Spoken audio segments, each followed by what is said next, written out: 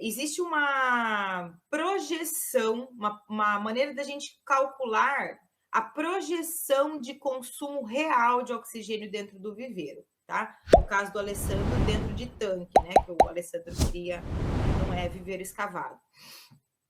Então, você vai fazer assim, Alessandro. Então, você analisa a qualidade da água, ou o oxigênio. Logo no primeiro horário da manhã, antes do sol nascer, você vai analisar esse oxigênio. Antes do sol nascer, tá? Então, por exemplo, vou anotar aqui para não esquecer o exemplo que eu tô dando. Então, por exemplo, antes do sol nascer, deu 2, né? 2 ppm lá, 2 miligramas por litro.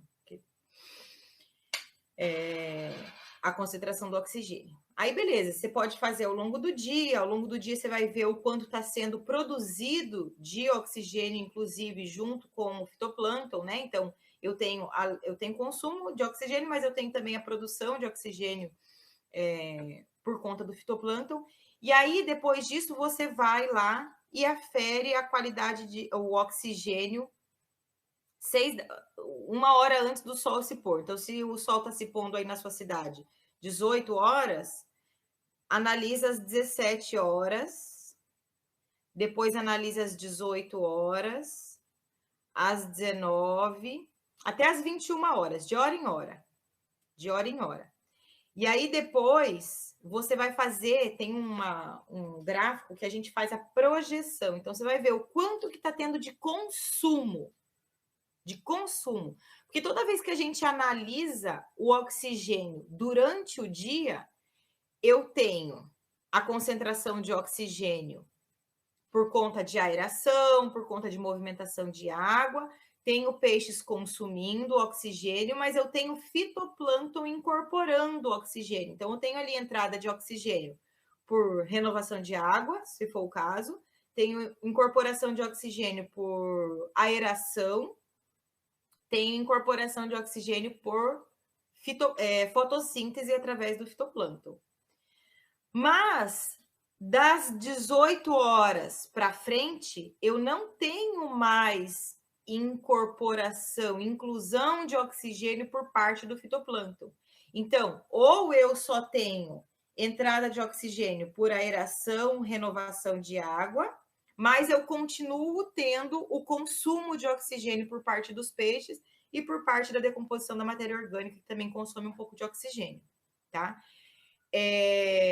Quando eu faço análise do oxigênio pós-insolação, quando o sol já se pôs, eu consigo estimar, é estimado esse valor, tá? Mas eu consigo estimar ou chegar no mais próximo possível aí do consumo real de oxigênio que eu tenho dentro do meu sistema. Então, por exemplo, eu medi às 17, estava 3 de concentração de oxigênio, 3 miligramas por litro. Medi às 18, estava 3,3. Medi às 19, estava 3. Porque a partir das 18 horas eu já não tenho mais a entrada do oxigênio da fotossíntese. Eu só tenho consumo. Aí eu medi às 20, tá 2,8, por exemplo. Eu medi às 21, tá 2,6, por exemplo. Significa que depois que o sol se pôs, com tudo que eu tenho de entrada de oxigênio, que é a renovação e a aeração, o que eu tenho de consumo, ou seja, o balanço, né, o saldo da entrada de oxigênio menos o consumo de oxigênio, o consumo é maior do que a quantidade de entrada de oxigênio que está tendo. Ou seja, eu estou perdendo 0,2% de miligramas por litro de oxigênio a cada hora que passa. Esse é o consumo real, tá? E aí você consegue estimar se em algum momento do dia, ou da noite, nesse caso, né, da madrugada, você vai ter falta de oxigênio. Você consegue estimar. E sabendo dessa informação, isso é muito legal. Olha o que é muito legal. Sabendo dessa informação, você consegue economizar tempo de aeração, por exemplo. Então, ao invés de você, não é um viveiro que está sendo usado o sistema de aeração.